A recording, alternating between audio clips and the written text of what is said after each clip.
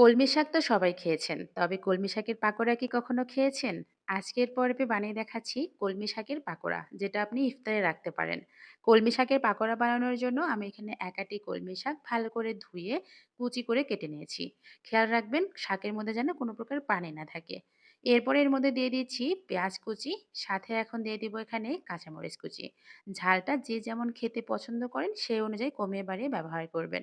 এরপরে দিয়ে দিচ্ছি হাফ চামচের মতো গোটা জিরে, সামান্য একটু হলুদের গুঁড়া, সামান্য একটু ধনিয়া জিরে গুঁড়া, স্বাদমতো লবণ। অল্প একটু দিয়ে দিলাম রসুন আর জিরে বাটা।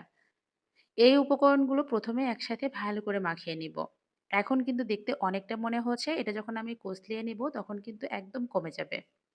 দেখেছেন কতটা কমে গিয়েছে? এখন এর মধ্যে দিয়ে দিচ্ছি চালের গুঁড়া। আমি এখানে চালের গুঁড়া ব্যবহার করছি। আপনারা চাইলে এখানে ময়দা বা বেসনও ব্যবহার করতে পারেন। তবে চালের গুঁড়োটা ব্যবহার করলে একটু বেশি মুচমুচে হয়। চালের গুঁড়াটা আমি হাফ চামচের মতো ব্যবহার করেছি। আর সাথে দিয়ে দিচ্ছি এখানে একটা ফেটানো ডিমের অর্ধেকটা। পুরোটা ডিম দেওয়া যাবে না, তাহলে কিন্তু অনেকটা পাতলা হয়ে যাবে। তখন বড়াগুলো বানানো যাবে না বা পাকোড়াগুলো বানানো যাবে না। সবকিছু একসাথে ভালো করে মাখানো হয়ে গিয়েছে। চলেন এখন পাকোড়াগুলো ভেজে নেওয়া যাক। একটা ফ্রাই প্যানের মধ্যে আমি দিয়ে দিচ্ছি পরিমাণ মতো সয়াবিন তেল। তবে আপনারা চাইলে সরিষার তেলটা ব্যবহার করতে পারেন। আর তেলটা কিন্তু অনেক বেশি দেওয়ার প্রয়োজন হয় না। তেলটা মিডিয়াম হিটে গরম করে নিয়েছি। এখন আমি সবগুলো পাকোড়া একই রকমভাবে দিয়ে দিচ্ছি। খেয়াল রাখবেন চুলার হিটটা মিডিয়াম টু হাই এ রাখতে। একদম লো হিটে কিন্তু ভাজা যাবে না। মিডিয়াম টু হাই হিটে ভাজতে হবে। এক পাশটা মোটামুটি ৩ মিনিটের মতো সময় লেগেছে। আমি এখন এক পাশটা উল্টিয়ে দিচ্ছি, অপর পাশটাও সুন্দরভাবে ভেজে নিচ্ছি। কি করে বুঝবেন যে আপনার পাকোড়াগুলো ভাজা হয়ে গিয়েছে?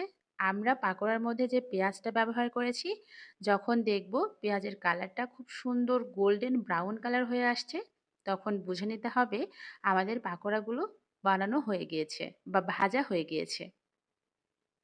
কলমি শাকের পাকোড়া কিন্তু খুব সুন্দরভাবে আমার রেডি হয়ে গিয়েছে। এটা গরম, গরম ভাত দিয়েও খেতে কিন্তু ভীষণ মজার। আমি তো ভাত দিয়ে খেয়েছি, এজন্য বলছি। যে বাচ্চারা শাক খেতে পছন্দ করে না, এভাবে কিন্তু বানিয়ে দিতে পারেন। এটা ভীষণই মজাদার আর ভীষণ হেলদি। অবশ্যই বাসায় একদিন এভাবে বানিয়ে খাবেন, অথবা ইফতারেও কিন্তু এই মজাদার আইটেমটি রাখতে পারেন। আজকে তাহলে চলে যাই। ইনশাআল্লাহ আগামীকাল দেখা হবে নতুন কোনো ভিডিও নিয়ে। আর হ্যাঁ, আমার ভিডিওটি যদি ভালো লেগে থাকে, প্লিজ একটা লাইক আর একটা কমেন্টস করে জানাবেন। কারণ আপনাদের সুন্দর, সুন্দর কমেন্টস আমাকে উৎসাহ দেয় আরো একটা নতুন সুন্দর ভিডিও তৈরি করার জন্য। সবাই অনেক, অনেক ভালো থাকবেন। আমার ভিডিওটি দেখার জন্য অনেক, অনেক ধন্যবাদ। আল্লাহ হাফেজ।